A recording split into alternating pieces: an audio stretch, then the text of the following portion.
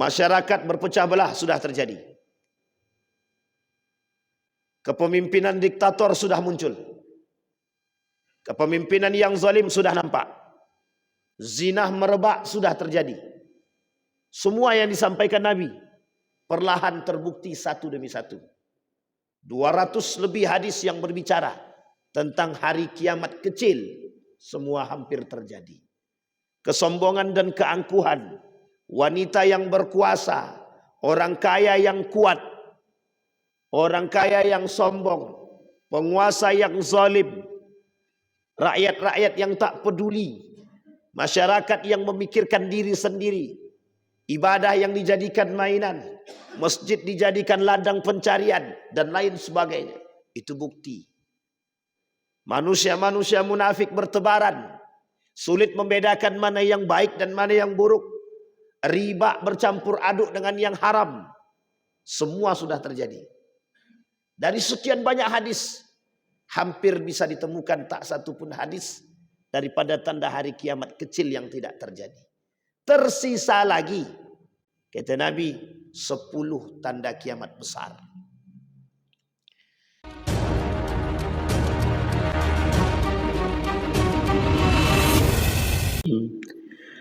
Bismillahirrahmanirrahim. Assalamualaikum warahmatullahi wabarakatuh.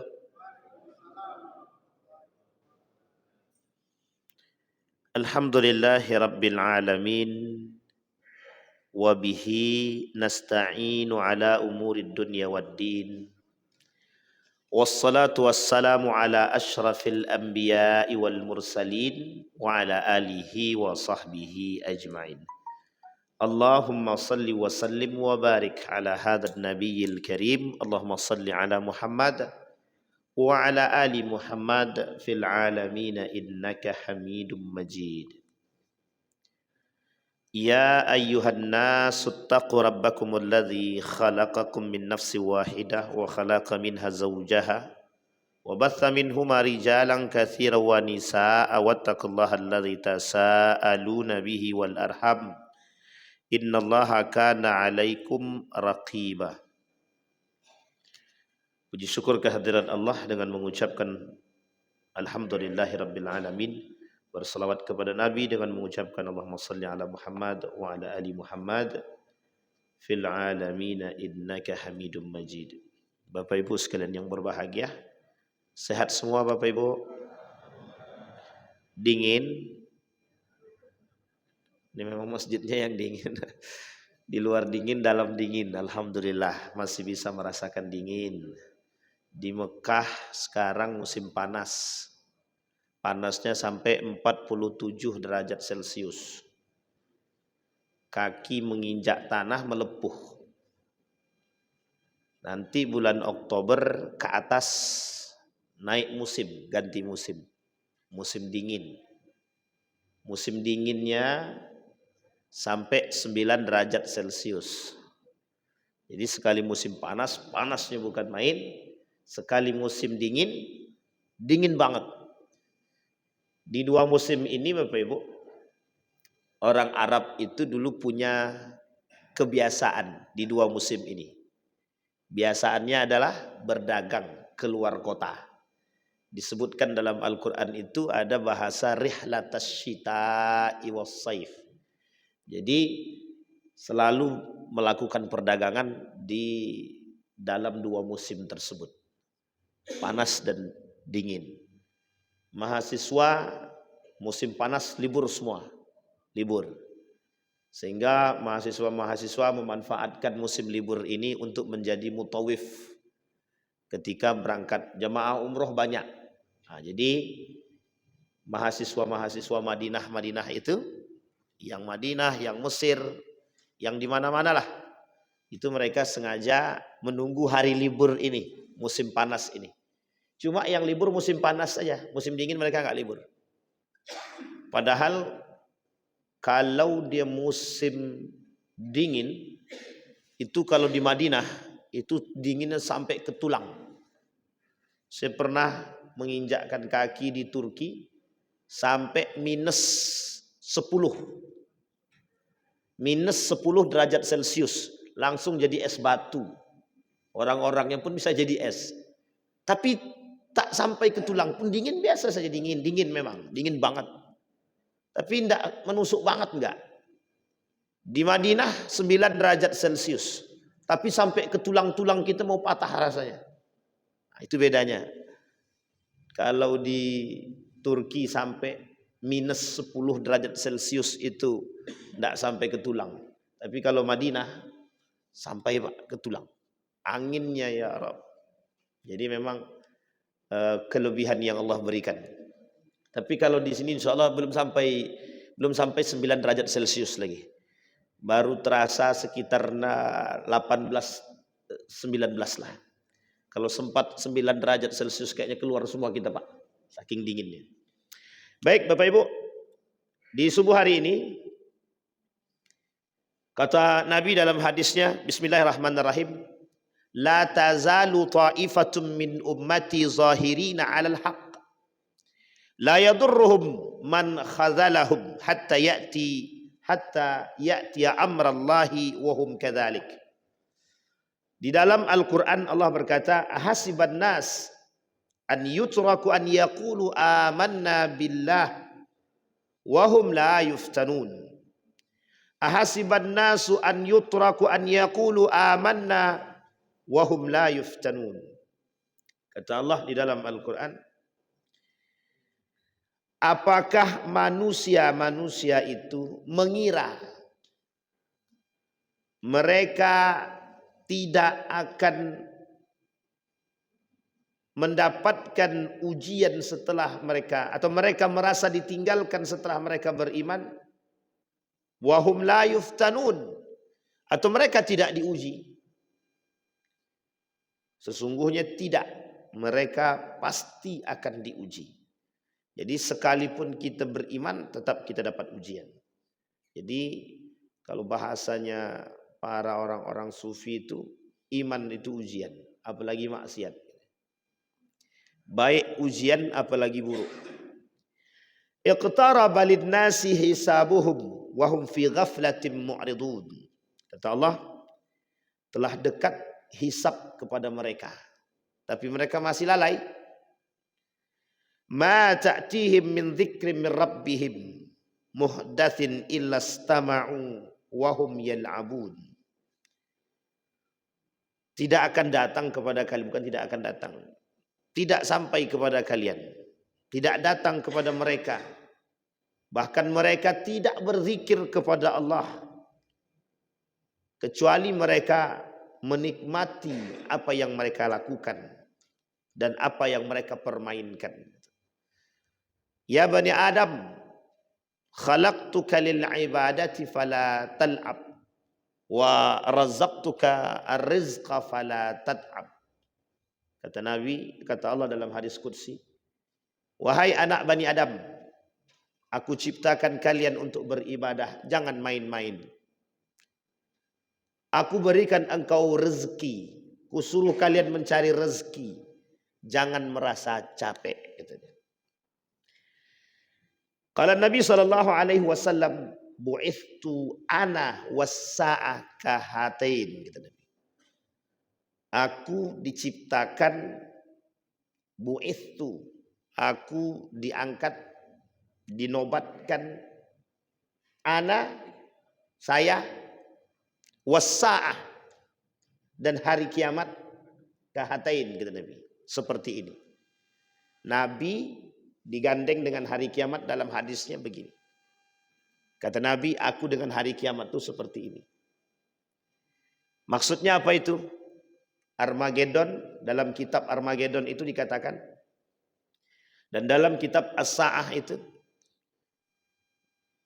Asrarus Sa'ah al-Sughra wal-Kubra, Syekh Mutawalli Sya'rawi, Fatahillah juga sama. Lahirnya Nabi, tanda hari kiamat, kecil. Wafatnya Nabi, tanda hari kiamat. Jadi hidupnya Nabi, lahirnya Nabi adalah awal mula tanda datangnya hari kiamat kecil. Jadi lahirnya Nabi itu adalah tanda datangnya hari. Maka Nabi disebut dengan akhirul anbiya. Kata para ulama, itu menunjukkan isyaratun an akhiriz zaman. Nabi terakhir. Berarti setelah Nabi tak ada Nabi yang lain. Maka kata para ulama, isyaratun an akhiriz zaman. Tanda isyarat akan datangnya akhir zaman. Jadi kita ni sekarang sudah berada di akhir zaman. Berarti kalau sudah berada di akhir zaman tak lama lagi Pak Ustaz. Itu tak bisa diprediksi. Ada yang memprediksi Pak Ustaz? Ada. Ada yang mengatakan setelah merdekanya Palestina, itu kejayaan kemerdekaan Palestina, kehancuran Madinah. Setelah kehancuran Madinah, keberkahan Madinah, nanti muncul masa 100 tahun, kemudian kata para ulama hancur kiamat. Berarti berapa tahun lagi? Wallahu alam. Yang jelas sekarang siap-siap. Kita berada di akhir zaman. Innas sa'ah la'atiyatun la raiba fih. Kiamat itu pasti datang, tidak akan mungkin mundur, tidak akan mungkin tak terjadi. Tapi kiamat itu pasti terjadi. Hanya saja sifatnya masih gaib. Tapi kata para ulama, dari sekian banyak tanda-tanda, maka kita tunggu. Asrarus sa'ah as-sughra, tanda-tanda kecil, sudah mulai terjadi satu demi satu. Sudah mulai nampak. Nabi wafat sudah terjadi. Nabi hidup, lahir sudah terjadi, wafat sudah terjadi. Masyarakat berpecah belah sudah terjadi. Kepemimpinan diktator sudah muncul. Kepemimpinan yang zalim sudah nampak. Zina merebak sudah terjadi. Semua yang disampaikan Nabi perlahan terbukti satu demi satu. 200 lebih hadis yang berbicara tentang hari kiamat kecil, semua hampir terjadi. Kesombongan dan keangkuhan, wanita yang berkuasa, orang kaya yang kuat, orang kaya yang sombong, penguasa yang zalim, rakyat-rakyat yang tak peduli, masyarakat yang memikirkan diri sendiri, ibadah yang dijadikan mainan, masjid dijadikan ladang pencarian, dan lain sebagainya. Itu bukti. Manusia-manusia munafik bertebaran. Sulit membedakan mana yang baik dan mana yang buruk. Riba bercampur aduk dengan yang haram. Semua sudah terjadi. Dari sekian banyak hadis, hampir bisa ditemukan tak satu pun hadis daripada tanda hari kiamat kecil yang tidak terjadi. Tersisa lagi, kata Nabi, 10 tanda kiamat besar. Kalaulah datang 10 tanda kiamat besar, maka tinggal kita menghitung hari. Apa 10 tanda kiamat besar? Dajjal muncul, Ya'jud wa Ma'jud, Imam Mahdi, Isa, api, dan lain sebagainya. Jadi Bapak Ibu, kita sedang menunggu 10 ini. Kapan munculnya Dajjal? Ketika kekacauan merajalela. Nah, sekarang sudah mulai merajalela Pak Ustaz. Mungkin bentar lagi. Na'udzubillahi tsumma na'udzubillah. Mungkin. Tapi melihat daripada tanda. Nah, apa yang harus kita lakukan? Yang harus kita lakukan kembali kepada poinnya, Pak, yang ingin kita sampaikan subuh hari ini. Menjadi manusia atau generasi yang tangguh di tengah hiruk pikuk kekacauan yang menyambut kedatangan akhir zaman.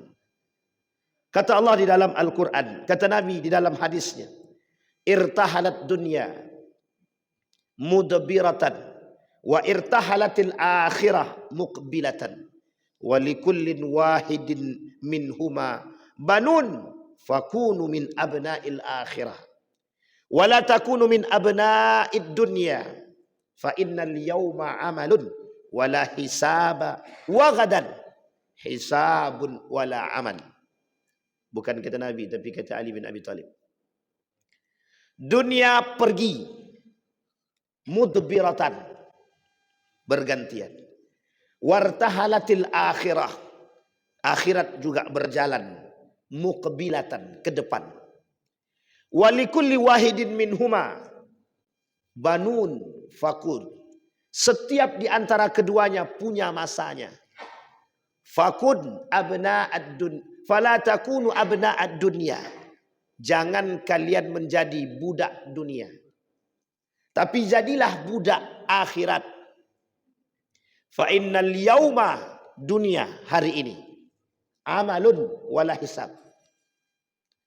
Kalau sudah sampai pada masanya, kata Ali bin Abi Thalib, dunia yang kalian buat tak ada hisabnya. Tapi di akhirat besok tidak ada amal, semua tinggal hisab. Ini kata Ali bin Abi Thalib. Maka berkata baginda Nabi Muhammad sallallahu alaihi wasallam, an Anas radhiyallahu anhu anna rajulan sa'ala Nabi sallallahu alaihi wasallam anis sa'ah. Faqala mata as-sa'ah. Ketika seorang pemuda bertanya kepada Nabi, kapan datang hari kiamat? Nabi bilang, wa madza a'datta? Apa yang telah kau persiapkan? Nah, sahabat nanya sama Nabi, kapan datang hari kiamat? Nabi jawab balik, madza a'datta? Apa yang telah kau siapkan? Faqala la syai', tidak ada. Illa anni uhibbullah, kecuali aku mencintai Allah. Kemudian Nabi berkata, faqala anta ma'a man ahbabta, engkau akan bersama orang-orang yang engkau cintai. Qala Anas, farah. Anas ibn Malik, fama farihna, kami tidak akan merasa bahagia. Biqaulin Nabi sallallahu alaihi wasallam, anta ma'a man ahbabta. Anas bahagia itu karena dikatakan oleh Nabi, kalian akan bersama orang-orang yang kalian cintai. Qala Anas, fa ana uhibbullah, aku mencintai Allah. Wa Abu Bakr, wa Rasulullah, wa Umar, wa arju an akuna ma'ahum bihubbi. Aku berharap kepada Allah, kelak aku bersama orang-orang yang aku cintai. Allah, Rasulullah, Umar bin Khattab, Abu Bakrin, wa an akuna ma'ahum, dan aku berharap bersama mereka. Iyyahum wa in lam a'mal bimithli a'malihim. Tapi bagaimana aku bisa mendapatkan posisi seperti mereka jika seandainya aku tak melakukan perbuatan amal seperti yang mereka lakukan. Baik Bapak Ibu. Sekarang Bapak Ibu yang harus kita waspadai. Kata para ulama, yang harus kita waspadai hari ini adalah di mana ada satu masa makhafatun la yudrikuhun nas. Ada satu masa di mana manusia tak sadar bahwa kondisi itu dalam keadaan darurat, genting. La yudrikuhum. Manusia tidak sadar. Di mana pada masa saat itu manusia berlepas diri seolah-olah yatamatta'un bima atahumullah. Mereka merasa gembira dengan apa yang ada pada mereka hari ini. Wa yansawna 'anillah, dan mereka melupakan Allah. Nah, Bapak Ibu sekalian yang berbahagia, kata para ulama, kondisi itu akan datang saatnya. Kapan itu? Kita melihat indikasi itu hari ini. Manusia hari ini menikmati kehidupan. Sampai muncul bahasa, udah apa yang ada di depan mata nikmati aja dulu. Ntar tinggal tobat aja, selesai. Bermaksiat aja sekarang, nanti tobat.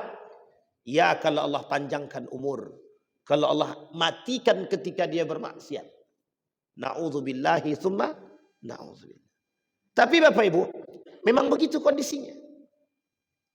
Sekarang kita lihat kondisi kita sekarang. Berapa banyak manusia hari ini menikmati hari ini dengan diri mereka. Apa mereka tak pernah sadar akan azabnya Allah? Tidak. Apa kata mereka? Sama. Manusia hari ini sama dengan jahiliyah pada masanya. Apa kata mereka? Bani Israel. Mana Tuhan kalian yang sekiranya mendatangkan azab bagi kami? Kata mereka kepada Nabi Musa, ya Musa, katakan kepada Tuhanmu yang engkau janjikan azab bagi kami. Kami punya harta, kami punya kekuasaan, tidak akan datang azab itu kepada kami. Manusia hari ini memang tidak meminta secara langsung, Tapi secara perilaku mereka sedang menentang Tuhan. Kenapa demikian? Ya'rifuna ma yunkirun wa yaf'aluna ma yunkirun. Mereka mengerti, paham dengan apa yang seharusnya mereka ingkari, tapi mereka melakukan keingkaran tersebut. Zina, paham mereka Pak. Coba Bapak Ibu tanya sama pelaku-pelaku pezinah itu. Apa kalian tak takut dengan azab Allah? Takut, tapi mengapa kalian lakukan? Ntar tinggal taubat gitu.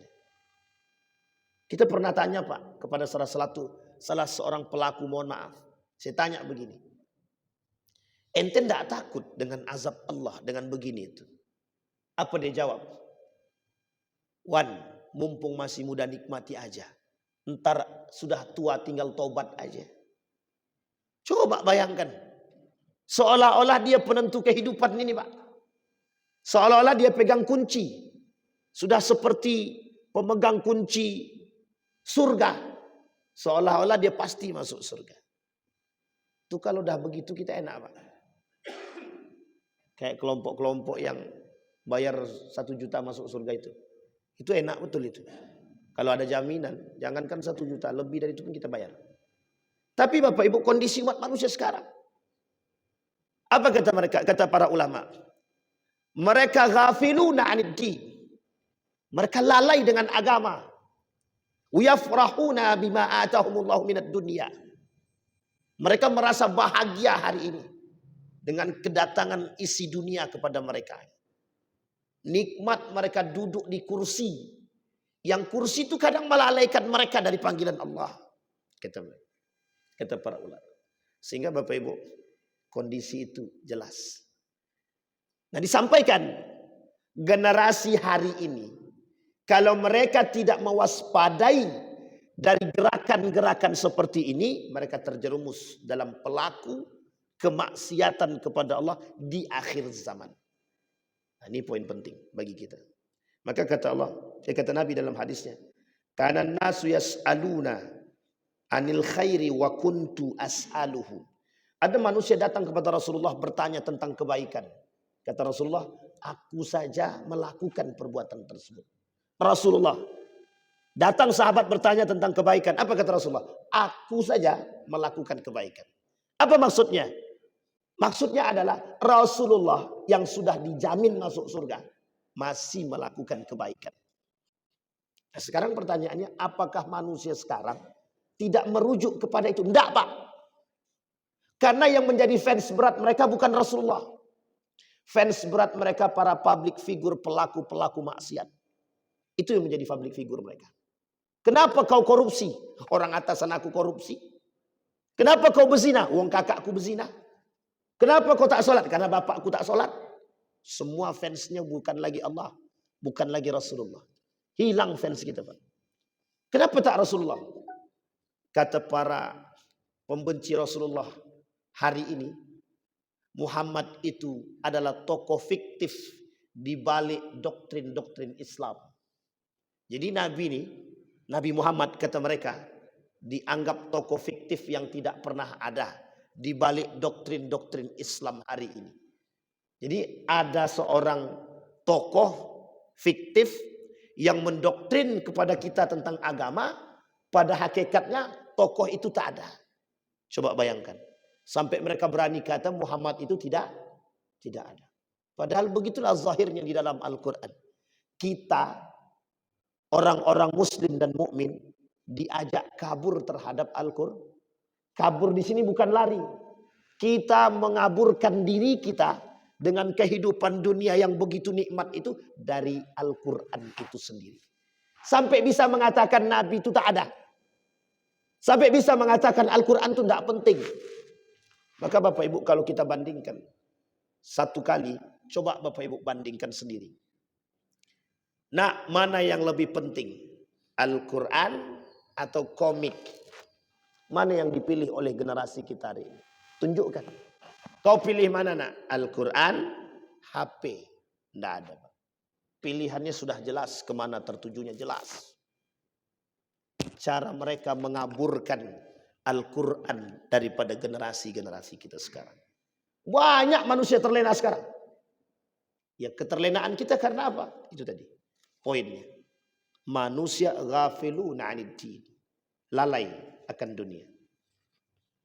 Kemudian kata Nabi, wa kuntu as'aluhu anis syarri makhafatan an yudrikani. Kata Nabi, dan aku bertanya kepada beliau, kepada Nabi, tentang keburukan karena khawatir akan terjerumus dalam keburukan. Kemudian Bapak Ibu sekalian yang berbahagia, apa kata Nabi? Inna baina yadayis sa'ah ka qita'il lail muslim. Kata Nabi, aku seperti, jadi akhir zaman itu, sa'ah itu, kiamat itu, qita'an ka qita'il lail, bagian daripada bagian malam hari. Maksudnya bagaimana? Malam hari dia beriman kepada Allah, besoknya dia kafir kepada Allah. Besoknya dia beriman, malamnya kafir. Kata Nabi, manusia di akhir zaman, malam beriman, siang kafir. Kalau siang dia beriman, malamnya dia kafir. Ini kondisi Pak. Manusia hari ini tuh seperti itu. Hampir Pak, indikasi itu nampak dengan zahir. Di mana Ustaz bisa nampak begitu? Ada salah satu masjid di Pekanbaru nih. Di Pekanbaru. Di depannya masjid. Allahu Akbar, azan maghrib, azan isya. Di depannya kafe, kenceng banget bunyinya Pak. Seolah-olah kata musik ini, kami menentang azan itu. Coba bayangkan, di Pekanbaru. Kok bisa begitu Ustaz? Ya nggak tahu. Tapi Allah tunjukkan keadaan itu di hadapan mata kita. Yang mengaku beriman, apa agamamu? Islam. Solatkah? Solat. Di mana kau solat? Di dalam kafe. Oke. Kapan kau solat? Tapi bisakah kita solat dengan tenang di tengah bunyi musik yang besar? Wallahu a'lam. Solat kalian solat. Zina kalian iya. Apa jawaban mereka? Kelak solat kami akan merubah perilaku zinah kami. Amin. Ya Rabbal Alamin. Tapi Bapak Ibu sekalian yang berbahagia. Yang kita harus lihat hari ini. Bagaimana maksud dibalik kalimat-kalimat yang sederhana. Seolah-olah pengaburan agama dalam diri umat manusia hari ini. Tenang Wan. Kami kan yang penting solat. Kami solat kok. Dimanapun kami main kami solat kok. Salahkah pernyataan ini? Salahkah? Ada salahnya pernyataan ini. Dimanapun kami main, kami tetap sholat. Salahkah? Seolah-olah tidak salah. Seolah-olah tak salah. Tapi ada indikasi kesalahan yang besar. Apa indikasinya? Yang penting kami sholat. Masalah betul tidak betulnya belakangan. Masalah tepat atau tidak tepat waktunya belakangan. Yang penting kami sholat. Dimanapun kami pasti sholat. Sehingga mohon maaf. Orang tua yang berkata kepada anaknya. Nak, yang penting engkau sholat. Jangan sampai tinggalkan sholat. Sehingga mohon maaf. Masjid tak ada isi. Kenapa yang penting kami sholat? Mau di kafe kah? Mau di bar-bar kah? Mau di mana-mana yang penting kami sholat. Uniknya. Habis sholat. Main domino. Habis sholat main biliar. Yang penting kami sholat. Itu dulu Pak. Secara sedikit kita melihat bentangan kalimat itu kayak seolah-olah betul. Tapi bagaimana kalimat itu bisa dikatakan salah ataupun betul? Ada unsur mencampur adukkan seolah-olah. Tuhan kami sedang berzina. Ntar setelah zina kami sholat. Tuhan, ntar dulu sholatnya, kami zinah dulu, ntar setelah zinah kami sholat. Atau Tuhan, aku sholat dulu, ntar setelah sholat aku zinah. Seolah-olah begitu Pak. Seolah-olah ingin mengatakan bahwa apa yang kami buat ini tidak menjadi bagian daripada ibadah. Jadi Pak mohon maaf, orang sekarang nih, manusia sekarang nih, enggak tahu Pak. Sangat beruntung kita semua ini Pak. Sangat beruntung betul kita semua nih. Allah belum turunkan azabnya untuk kita semua nih. Kenapa saya katakan? Karena Pak mohon maaf. Biasanya kalau banyak pelaku zina di satu negeri, itu Allah hancurkan sak negeri-negerinya, Pak. Kaum Ad, kaum Samud. Itu berimannya ada, yang tak beriman juga banyak. Dihancurkan, Pak. Satu negeri dihancurkan. Lah ini pelaku korupsinya hampir satu negeri. Masih Allah belum hancurkan. Kita bersyukurnya di situ. Pelaku zinanya hampir setiap gang nampak. Tapi Allah masih belum hancurkan. Pelaku ribawinya terang-terangan. Tapi belum Allah hancurkan. Kita masih bisa bersyukur. Coba bayangkan. Bezinahnya banyak. Bejudinya banyak. Berita yang kita temukan baru-baru ini. Mayoritas anggota dewan pemain judi online. Jangan tersinggung ya. Tapi begitu keadaannya. Itu berita resmi pemerintah. Coba bayangkan. Mayoritas pemain judi online. Na'udzubillah. Pertanyaannya, apa mereka tidak tahu dengan hukum? Tahu. Maksudnya apa yang mereka lakukan? Ihtimal. Ihmalul hukmi an hukmi syar'i. Meremehkan hukuman agama. Meremehkan syariat. Meremehkan nilai. Munafik. Baik Bapak Ibu. Sampai di sini bisa dipahami ya Bapak Ibu ya. Kondisi. Sehingga Bapak Ibu, apa kata Allah? Wa idza qila lahum la tufsidu fil ardi. Ayat ini sangat cocok untuk kita hari ini. Ini padahal dulu Allah peruntukkan buat kelompok-kelompok para pelaku-pelaku kehancuran di muka bumi pada saatnya itu. Allah tunjukkan gambaran-gambarannya. Nah, kaum Ad, kaum Samud dan lain sebagainya. Apa kata Allah dalam Al-Quran surat Al-Baqarah ayat 11 dan 12 itu. Wa idza qila lahum la tufsidu fil ardi. Kata Allah, jangan kalian melakukan kerusakan di muka bumi ini. Apa kata mereka? Qalu innama nahnu muslihun. Sama Pak yang tadi. Manusia, kami ini sedang mencari kebaikan. Kami sedang membuat kebijakan-kebijakan yang baik untuk kalian. Pada hakikatnya sedang melakukan kehancuran untuk kepentingan. Jadi demi kepentingan mereka melakukan Jadi begini bahasanya. Kemaksiatan, kemungkaran, mereka balut dengan sedikit kebaikan. Itu manusia sekarang. Sama seolah-olah kebaikan yang mereka lakukan, ingin mereka jadikan sebagai bentuk pencitraan, ingin menutup keburukan dan kemungkaran yang mereka buat. Dalam Ibnu Khaldun itu, ini Ibnu Khaldun Pak ya, bukan saya. Yang bilang Ibnu Khaldun, bukan saya.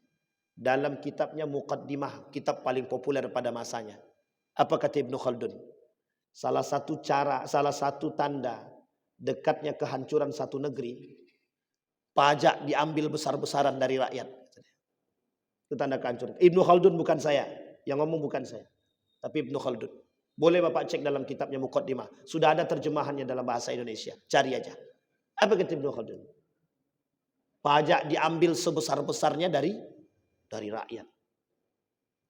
Kalaulah pajak yang menjadi sumber pendapatan mereka untuk memenuhi kepentingan. Tapi di sisi lain pusat mereka baik, pusat. Kebaikan yang mereka lakukan menutupi keburukan. Itu yang terjadi. Maka Bapak Ibu sekalian yang berbahagia. Kondisi itu mulai kita lihat sedikit demi sedikit. Kata Ibnu Katsir.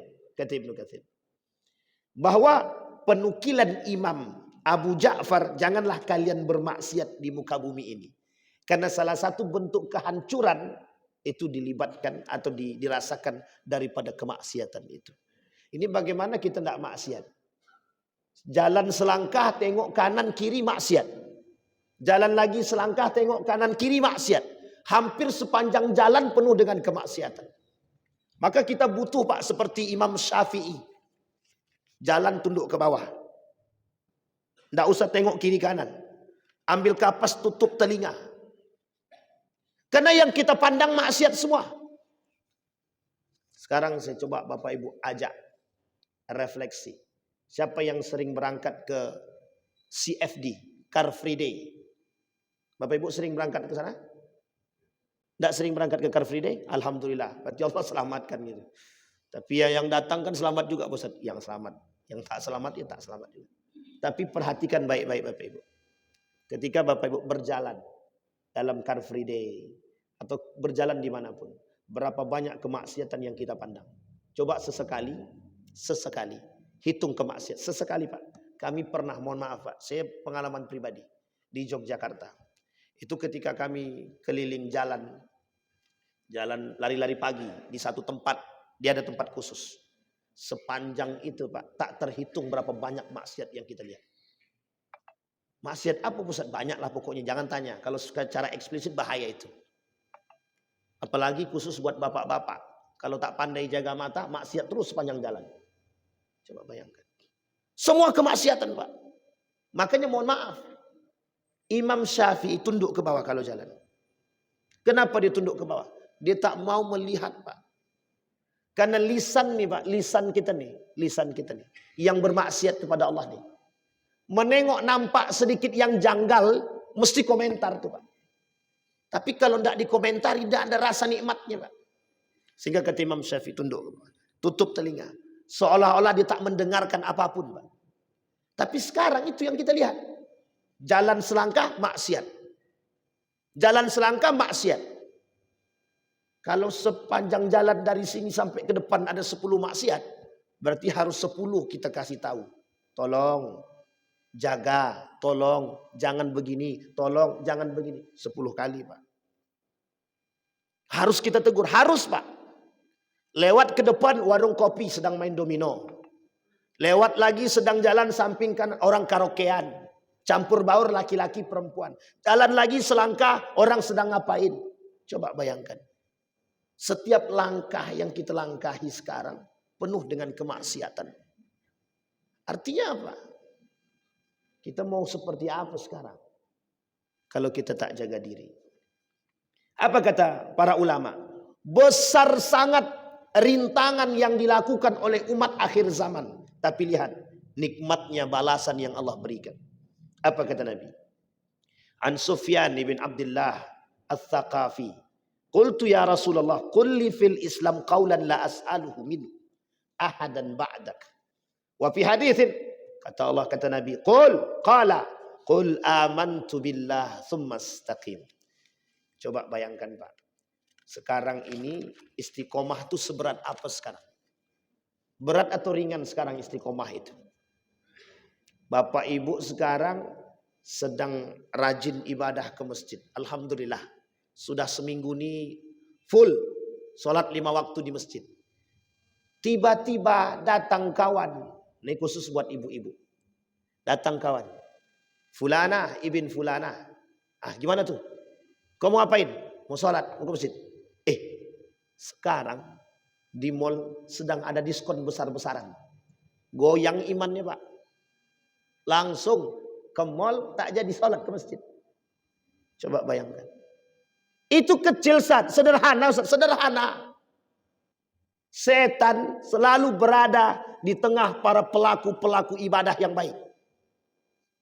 Jadi kalau Bapak Ibu seminggu sudah aktif ke masjid, seminggu, maka setan naik tingkat. Kata setan yang tadi kroco, itu bukan giliran aku belum sanggup itu. Naik dia Pak, naik tingkat.